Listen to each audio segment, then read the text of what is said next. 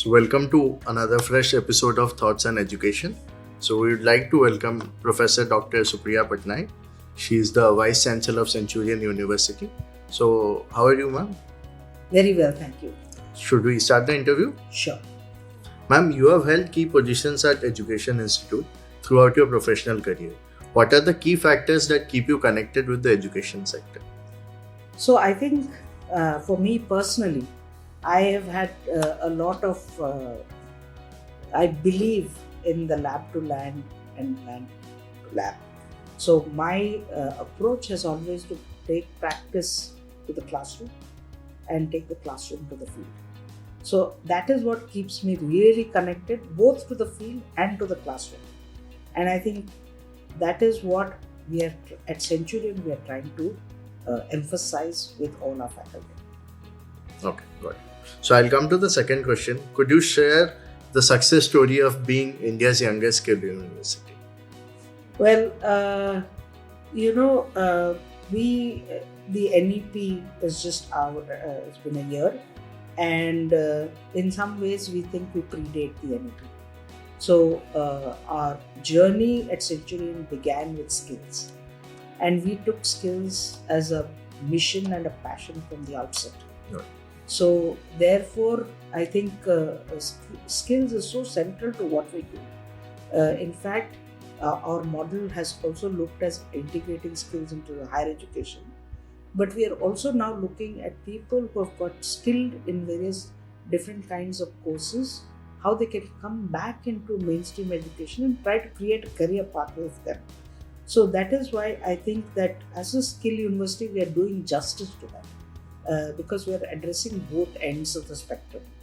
And I think if we are doing that to the undergraduates who come out with the BTech, they have the kind of high-end skills that they require at the industry for Industry 4.0.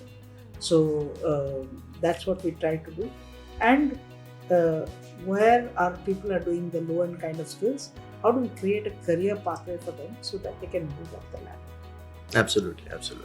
Ma'am, could you share the unique model of Centurion University, which is basically skill-integrated higher education? Yes, it is really unique, and I wish I'm putting it more out there so that more people replicate it, because in many ways I think that's what is required today. It has always been that people have either everything that we do is cognitive or it is practice. So we have always tried to look at how do we integrate these two? How do we bring practice into the classroom? How do we take the classroom theory into the field? So that is our strength, and we have built our curriculum in a manner like that so that every subject has a component of theory, practice and project, or a combination of that, so that students are understand the application of the theory that they're studying. And that is the uniqueness of this, and we are trying to see that we have kind of mainstreamed it within our university, but we are trying to see through our collaboration with various other universities if we can also incorporate some of these ideas into their ways of imparting the curriculum. Okay. Thank you, ma'am. So the next question is a very interesting question. So what do you think the people would know about the college that presently they don't know about Centurion University? Okay, there are many things, but so I'll highlight a few. I think one of the first things is that, as I told you, that we are young, we're 10 years old, maybe going to be completing our 11th. And we actually, as a university, we started with a university at the center, and along the margins of the university, we have several enterprises that were incubated by the university. So one thing you should understand is that the promoters always held that you cannot have a school of business that does not run a business successfully. So this was the logic behind starting these things. Now that became very much the culture of the university. And today the university not only has these incubated units, but also has production units where students actually go and get that hands-on practice. They can go and do internships they are doing, not can do, but they are doing internships. So we are actually providing them those opportunities within the university itself, because that's the kind of approach that we have taken. The second thing that we look at, and what I think is so different about us, is we are always looking at what is the impact that we're making in society. So everything that we do, so we have a school of, for example, we have a school of paramedics and allied health. In order to see that, okay, we're just doing a course, doing theory practice project, what's it? How are we going to show social impact? So we actually started what we call a community diagnostic center. So the students actually go and provide services to communities nearby.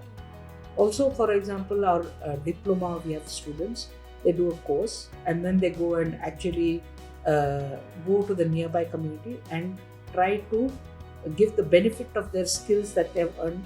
So suppose there's somebody who's done an electrician, he'll go and offer services and say, can I repair any appliances that you may have? It's not just also about repairing, it is also about generating awareness. So do you know what the star rating means? So that kind of thing. They go and some of them I know have gone and done house wiring, in a little place. So I think that is an amazing thing, because it's not just about student, the application of the skill, but they also learn certain life skills like communicating, negotiating, all these kind of things which are so important in the long run. They learn right at the beginning. And we have given them this kind of thing through our idea that we should have a social impact. Even in the products we develop, we are trying to now develop a low-cost insulin pump, for example. So if we can develop that, we'll crack it in the market, because it's so expensive right now that if we can get a low-cost one, I think it will make a huge difference. And that is the kind of social impact that we're looking at. So these are, I think, the two unique things that I would like to say. We also, there are other issues like incubating startups and things like that, which we do, but these two are the most important things that I would like to highlight. Absolutely inspiring, ma'am. Ma'am, the next question would be, what do you see as Centurion University's greatest strengths? Centurion University's greatest strength is its manpower, its faculty, its the whole team, whether it is the placement team, the admission team. That is its strength. And I think that's what is a huge thing. The second thing is our industry connect. That is again a very great strength of ours, because every one of our labs is mostly an industry sponsored lab. So that makes it a very important thing for us. But it also helps us then in our endeavor to train our students for the industry, and also it helps them get better placements in those kind of areas. So that is, I think, our two great strengths. But of course, I think the agility and the flexibility of people who work here, and I think that's what is important, because today we are saying that you do this and they kind of immediately shift. It's easier said than done to say theory practice project, but to actually implement it is not very easy. So even when we talk about multiple entry, multiple exit, or even choice-based credit system, we have actually implemented it. A lot of people talk about it, but they don't know. So I think that flexibility and agility that we have brought into our system is a great strength, and the adaptation to that by our faculty is the other thing, which is very important, which has enabled us to get where we are at this pace. So that's absolutely agreed. So I'll come to the last question. So this is for the viewers who are watching this interview. Any suggestions you would like to give to the current youth and the aspiring students? Well, I think there are many. I myself teach. So I think one of the things is that students should have the staying power. So they should be patient. And I think a lot of students are not going there. I think students should also look what is the industry requiring. They should not just depend, they should actually also explore on their own. And that is not happening so much as it should happen. Maybe in the larger institutions and that kind of thing. Here, it's still a lot of spoon feeding and that kind of thing. And I think that's where students should be more spontaneous, and they should be more forthcoming in doing these kind of things. So those are two areas. And I think the other thing that I don't want to go by the run of the mill. They should be disciplined. They should be all these. Those are taken for granted and they are given. Yeah. But right now, I think the industriousness of students is what we would like to see. One thing I would like to point out is that you should not have the herd mentality. I find that this year, and I'm not particular to Centurion, but across India, I think there's such a move towards computer science. Correct. Yeah. And I keep thinking that why is that the case?